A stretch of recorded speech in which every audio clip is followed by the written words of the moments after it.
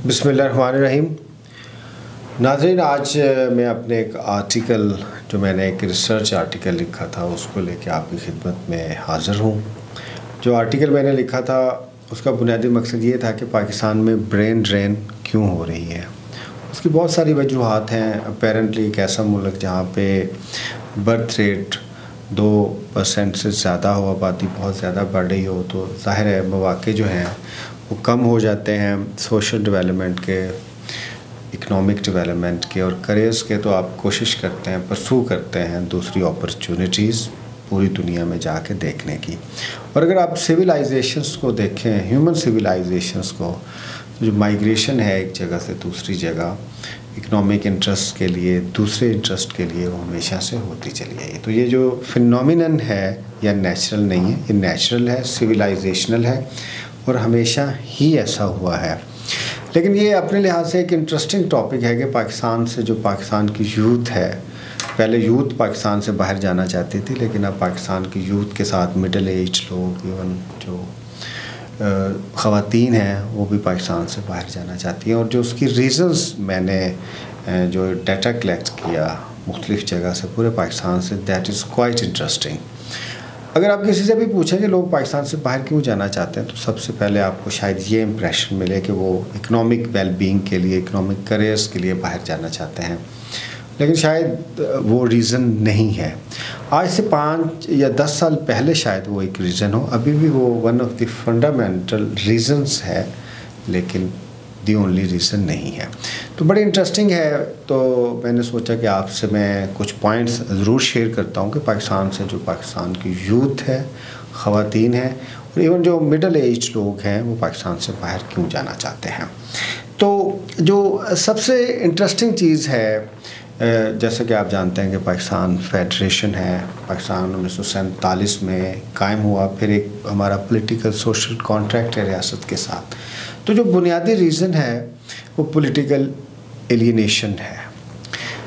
पाकिस्तान में political alienation Pakistan के तमाम यूनिट्स में, तमाम कम्युनिटीज़ में पाई जा रही है। पाकिस्तान की जो माइनॉरिटीज़ हैं वो भी पॉलिटिकली एलियनेटेड हैं। फिर आप अगर मेजॉरिटी की तरफ आएँ, जो हम मुसलमान हैं, वो भी एथनिकली मुख्तलिफ़ इलाक़ों में रहते हैं, क्योंकि पाकिस्तान फेडरेशन है, उनकी अपनी पॉलिटिकल एलियनेशन है।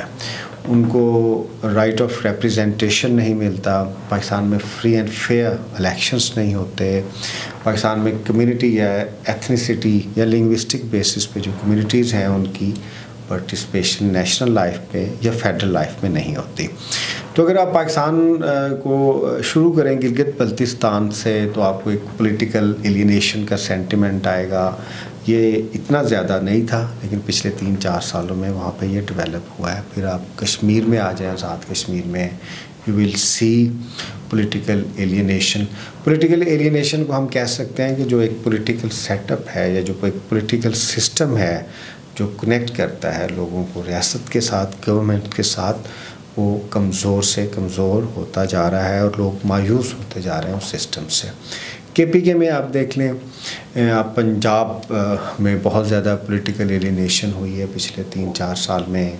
बलूचिस्तान में आपको पता है कि पहले ही थी, सिंध में थी, बाकी इलाकों में थी। तो लोग जो हैं पाकिस्तान के, जो पाकिस्तान का एक पॉलिटिकल सिस्टम है उससे मायूस हैं और वो पाकिस्तान से बाहर जाना चाहते हैं। आपके लिए ये सरप्राइजिंग होगा, लेकिन पाकिस्तान में ब्रेन ड्रेन की बुनियादी वजह इस वक्त पॉलिटिकल एलियनेशन है। दूसरा, जो पाकिस्तान का गवर्नेंस मॉडल है उससे भी लोग बहुत मायूस हैं। आप जानते हैं कि गवर्नमेंट की जो तीनों ब्रांचेज़ हैं, मुकन्ना है, अदलिया है, इंतज़ामिया है, जैसे हम एग्जेक्टिव कहते हैं, चाहे परमानेंट है चाहे वो पॉलिटिकल एग्जेक्टिव है। ये जो एक मॉडल है जो हमने इनहेरिट किया है गोरे से, जो अब फंक्शनल नहीं है, डिसफंक्शनल है, वो डिलीवर नहीं कर रहा, ना वो परफॉर्मेंस को डिलीवर कर रहा है, ना वो गवर्नेंस के दूसरे जो मॉड्यूल्स हैं उनको डिलीवर कर रहा है। आपको ऑफिस में बहुत सारे इश्यूज़ हैं, आपकी सिविक एमिनिटीज़ नहीं हैं, लोकल गवर्नमेंट के सिस्टम्स नहीं हैं, आपको गवर्नेंस के सीरियस इश्यूज़ हैं, आपकी जो पब्लिक लाइफ है हमेशा एट स्टेक रहती है। तो ये भी एक बहुत बड़ी रीज़न है, ये जो हमारा एक आर्केक और डिसफंक्शनल है गवर्नेंस सिस्टम, लोग इससे भी तंग हैं और वो पाकिस्तान को छोड़ने की एक बुनियादी वजह है, वो कहते हैं कि इस गवर्नेंस मॉडल के साथ आप नहीं चल सकते। और जो इंटरेस्टिंगली जो तीसरी बड़ी रीज़न है वो रूल ऑफ लॉ, जस्टिस ना होना है।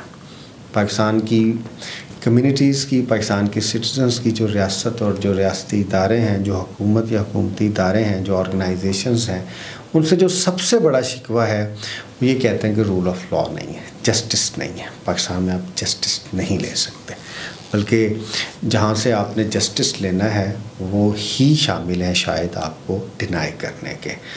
यहाँ पे ह्यूमन राइट्स नहीं है, फंडामेंटल राइट्स नहीं है, जस्टिस नहीं है, जिसकी वजह से भी लोग बहुत मायूस हैं और वो पाकिस्तान से बाहर जाना चाहते हैं। लोगों की एक बहुत बड़ी तादाद का ये सोचना है कि अगर आप पाकिस्तान में किसी प्रॉब्लम में आ जाते हैं, आप अपना क्रिमिनल लिटिगेशन देख लें, सिविल लिटिगेशन देख लें, क्रिमिनल जस्टिस सिस्टम देख लें, सिविल जस्टिस सिस्टम देख लें, या टोटल जो हमारी एडमिनिस्ट्रेशन ऑफ जस्टिस है, चाहे उसका जुडिशल पार्ट है चाहे एग्जेक्टिव पार्ट है, वो फंक्शनल नहीं है और लोग बहुत ज़्यादा नाउम्मीद हैं। और इसके बाद जो चौथी बड़ी रीज़न है वो बड़ी इंटरेस्टिंग है। ये एक नया फिनोमिनन है, लिबर्टीज़। लोगों को अपने राइट्स का पता चला है, उनको अपने फंडामेंटल राइट्स का पता चला है। लोग अपने लिबर्टीज़ पे कंप्रोमाइज़ करने को तैयार नहीं है। वो एक मखसूस जो एक इनऑर्गेनिक कंट्रोल है रियासत के या समाज के मुख्तलिफ इदारों पे, उसको रेजिस्ट करते हैं, उसके अंदर वो रहना नहीं चाह रहे और उनको अपनी जो लिबर्टीज़ हैं वो बहुत ज़्यादा, ना सिर्फ उनके बारे में शऊर बढ़ रहा है बल्कि वो उसको हासिल भी करना चाहते हैं। आपकी जितनी भी सोशल लिबर्टीज़ हैं, कल्चरल लिबर्टीज़ हैं, पॉलिटिकल लिबर्टीज़ ख़ास तौर पे, इवन अगर आप फ्रीडम ऑफ एक्सप्रेशन देखें या फ्रीडम ऑफ असेंबली देखें, जो भी फंडामेंटल राइट्स हैं हमारी, ज़ाहिर उसके साथ हमारी लिबर्टीज़ भी अटैच हैं। हमारे फंडामेंटल राइट्स की जो कोर है, जो बुनियाद फाउंडेशन है, वो हमारी लिबर्टीज़ हैं।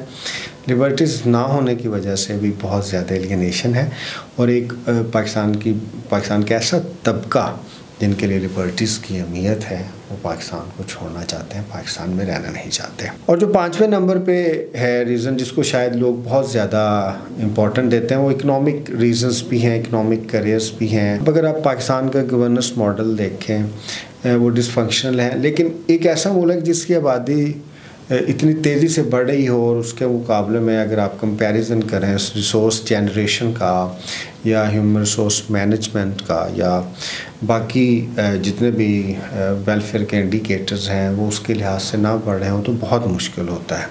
पाकिस्तान में HR के सीरियस इश्यूज़ हैं, इकनॉमिक अपॉर्चुनिटीज़ नहीं हैं क्योंकि बुनियादी तौर पे गवर्नेंस मॉडल काम नहीं कर रहा, पॉलिटिकल एलियनेशन है, इंस्टेबिलिटी है, दूसरी रीजंस हैं, तो जिसकी वजह से भी लोग बेहतर करियर के लिए, बेहतर इकनॉमिक अपॉर्चुनिटीज़ के लिए मुल्क से बाहर जाना चाहते हैं। और ये जो इकनॉमिक करियर्स की है बात जब हम करते हैं तो पाकिस्तान की जो यूथ है उसमें ये बहुत ज़्यादा सेंटिमेंट पाया जाता है। जब हमने मुख्तलिफ डाटा कलेक्ट किया तो यूनिवर्सिटी के स्टूडेंट्स, ज़ाहिर मैं खाता भी हूँ, तो मैंने उनसे बात की, दूसरे लोगों से बात की, गांव में, सबर्ब्स में, टाउन्स में, शहरों में, फिर मुख्तलिफ तबकाती नौजवानों के अंदर, लोगों के अंदर वो पाकिस्तान के सिस्टम से शदीद मायूस हैं और वो समझते हैं कि शायद बेहतरी के हालात नहीं हैं।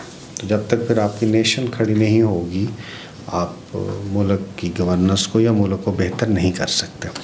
तो ये एक मेरा रिसर्च आर्टिकल था, उसमें 5 फैक्टर्स थे बुनियादी तौर पे, तो मैंने अपनी वीडियो में उनके बारे में बात की है। वीडियो करने का मकसद ये था कि हमें मिनहसुल कौम, मुआशरे के तौर पे, रियासत के तौर पे ये देखना चाहिए कि पाकिस्तान में रहना क्यों नहीं चाह रहे।